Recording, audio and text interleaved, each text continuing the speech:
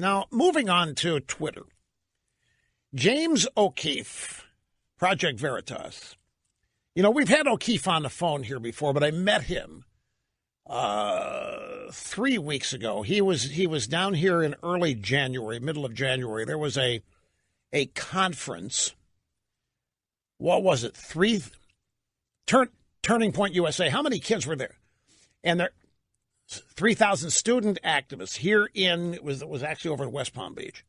And this is a group that has been put together and operates under the auspices of Charlie Kirk, right? Who is you're going to be hearing that name if you haven't. Charlie Kirk. Let me just tell you. I don't want to jinx him, but I'm just going to tell you.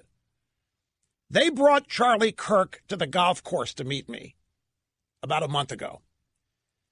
He was in town to set up this Turning Point thing, and they brought him to the golf course to meet me. It was we were getting ready for a 8:45 a.m. start, and they brought him out while I was getting ready to go to the range to loosen up. And I spoke with him for about a half hour, and he told me how he grew up in a home where my program was on all the time. He was just effusively complimentary to me, which I, of course, understood and told him he's very wise. His family's very wise. He chuckled. He laughed. This is the kind of guy that you can see really becoming big in politics as he gets older. He just has the carriage, the personality, the charisma. You may think this sounds weird, but I remember when Bill Clinton became president, there were all of these stories about Bill Clinton at Oxford and Bill Clinton at Yale and Bill Clinton here and all these people who went to school with him. There was story after story after story where people were saying that they just knew Bill Clinton was going to be president someday. In college, he just had that kind of ambition, and he impressed people in a way that he could. Peggy Noonan even told me this. Peggy Noonan went to one of these weekends that Democrats do before we concocted it for ourselves, the restoration weekend that Horowitz does. The Democrats had one of those long before we did, and Peggy Noonan went to one. And this was before 1992. This was before Clinton got the nomination. She came back extolling this guy's virtues to me, the governor of Arkansas. And, of course, I was kind of leery because here's Peggy, a supposed conservative, singing the virtues of this Arkansas Democrat governor. In fact, that was the first time I had heard anything significantly positive about Clinton. It was from her. And I'm telling you that people are saying the same things about Charlie Kirk. Well, anyway, they had this big. What was I saying before I got into the sidetrack? Oh, that's right. O'Keefe was in town for the Turning Point thing, and he asked to come by and say hello. I'd only talked to him on the phone. I'd not met him, so he came by, and he told me, didn't give me any details, but he said, in a few weeks we're going to be blowing the door down on Twitter, and he wanted to talk to me about how you deal with being the target for destruction. He wanted to know the best ways to deal with people trying to wipe him out. So we talked about that for a while.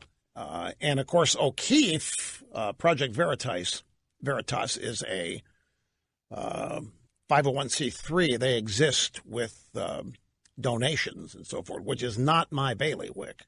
You know, I'm not in the fundraising circle. But he asked me some questions about that, and I told him what I thought. But he gave me the bottom line, gave me a heads up on this Twitter project that he had going. And he didn't give me anything specific, but he said that it's going to shock a lot of people. I said, why is it going to shock them? Because you wouldn't believe a number of people who think Twitter is just straight up and up. There's no politics to it. It's Twitter. There's liberals there. There's conservatives. There's anarchists. But nobody thinks about the people that police it. And he said people are going to be shocked. Well, anyway, he released the tape and the accompanying transcripts, the secret tapes that he had made with current and former Twitter employees. And he has indeed blown the place up. Now, I knew a lot of this because I've had to learn it to deal with the way Twitter was involved in something called the Stop Rush movement. Briefly, I'm hesitant to talk about this because it gives people ideas, but we've found our way around it. On occasion, our advertisers will be swarmed with emails claiming to be sent by customers who are never going to patronize the sponsor again because something I said on the radio. And we had to come up with ways of defeating this because we knew it wasn't true. We knew it was bogus. We've had enough experience with this over 30 years to know that these are organized campaigns. But we had to come up with evidence to show people that are being harassed, and we did. And the most recent iteration of Stop Rush, here's what we found. There were 10 people who, using algorithms with the assistance of Twitter, management, were able to make themselves appear to be tens of thousands. It was just 10 people. And they were writing the same basic complaint email, but changing the name of the station, changing the location they supposedly lived in, changing to some extent the nature of the complaint. But it was basically a boilerplate thing. And then they had a way of robots. It was basically bots that were sending these things out in droves.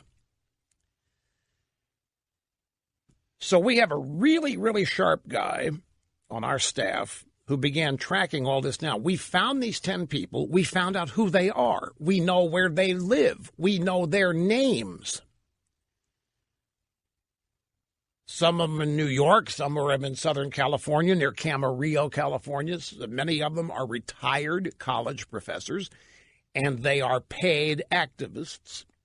Many of them are working under the auspices of professional organizers like that Robert Kramer guy or Media Matters for America. But the point is, it was 10 people using algorithms and bots to make themselves appear to be tens of thousands who hated me.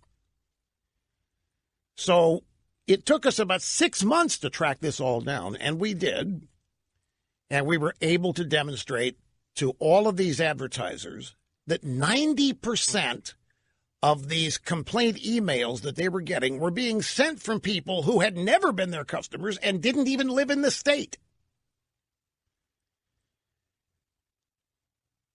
We had to be able to show the advertisers and the sponsors and other associates this was all bogus. Because people don't want to put up with this garbage. Then they tried this on Hannity. They tried this on O'Reilly. They try it with all of us. But we found out who they are. And we have shared our data with people, and they're free to use it or not. So I wasn't surprised with the revelations that O'Keefe uncovered here about Twitter.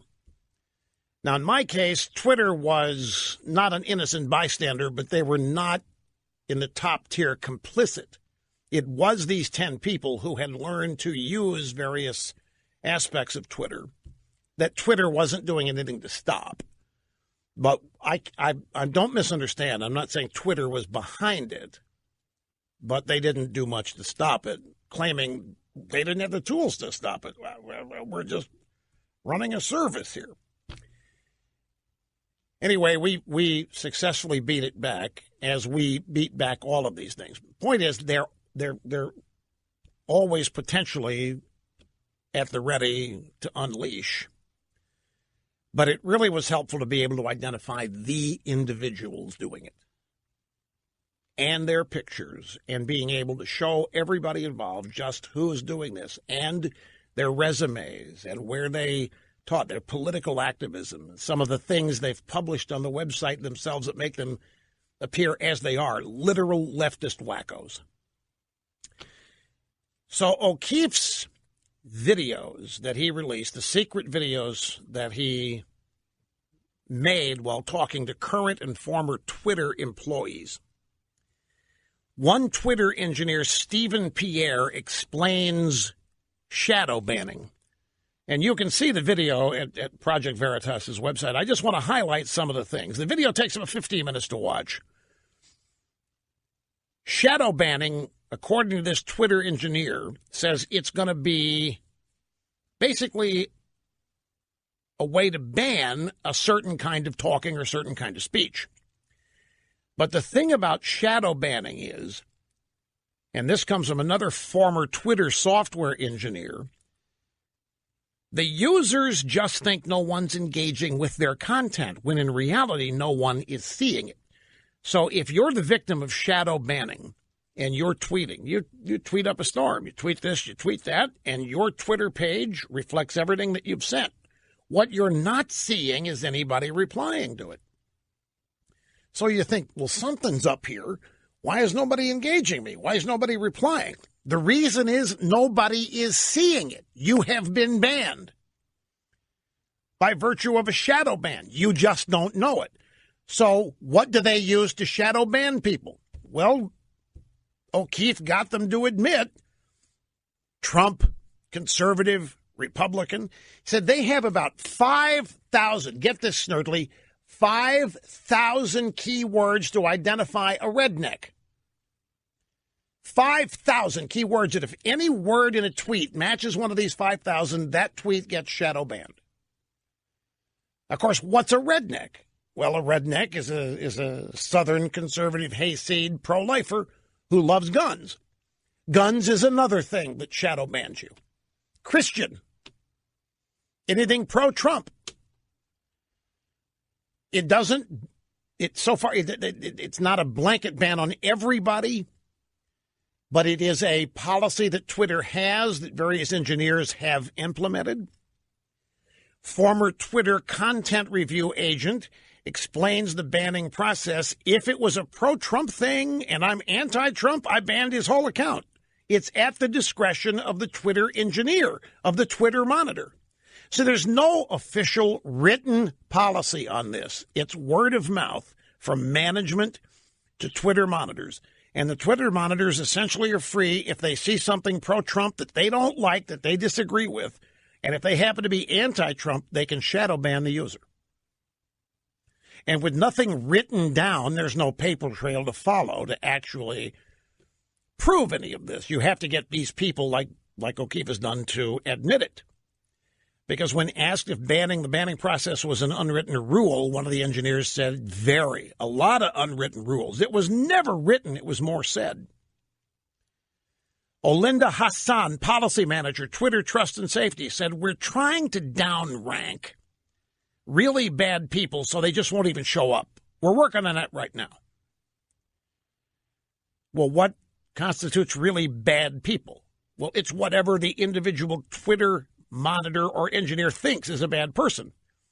And if they're anti-Trump and pro-left and pro-Obama, then you can guess what a really bad person is going to be. Shadow banning is to be used to stealthily target political views. A former Twitter engineer says, that's it. That's a thing. That actually happens. Shadow banning is used to stealthily target political views we don't like. They also use machine learning, which means algorithms, which distances human beings from executing this. But it's a fascinating take. It's the Project Veritas. We'll link to it at rushlimbaugh.com if you want to take a look at it. Back with more in a moment. Okay, folks, one more thing about Twitter that James O'Keefe and Project Veritas uncovered, and it is by way of the senior network security engineer at Twitter, Clay Haynes. Clay Haynes admitted that Twitter is more than happy to help the Department of Justice with their little Trump investigation. Now, the way they are going to do this, how many of you tweet, Ryan? Do you tweet? Mr. Snerdley does. Do you use direct message on Twitter with anybody? You do. Do you have any idea how many people do? And direct message is just private between you and the DMer that you're talking to, right? It's not public like your tweets. Supposed to be private. Well, this guy's admitting that they've got all of them. This guy is, well, it only stands to reason. I mean, the Twitter keeps everything. In fact, what did a story I saw? Somebody was going to buy the pipe the network connection that get all the Twitter stuff. That's not right. I'm remembering 30% of a story, but they keep everything. This guy apparently alluded to the fact that they are willing to share with Robert Mueller Donald Trump's DMs if asked. If asked, you think Mueller tweets? We know that Strzok, Stroh, and Page probably know how to tweet. We don't know about Mueller. Maybe, who knows? But all it takes, hey, Mr. Special Counsel, somebody at Twitter has just offered to give you Donald Trump's private direct messages with people if you want them. That is one of the big reveals here. Clay Haynes saying Twitter is more than happy to help the Department of Justice with their Trump investigation. Twitter responded to the video with a statement shortly after the release stating the individual depicted in this video was speaking in a personal capacity, does not represent or speak for Twitter. The video that O'Keefe released, Project Veritas, features 8 employees and a Project Veritas spokesman.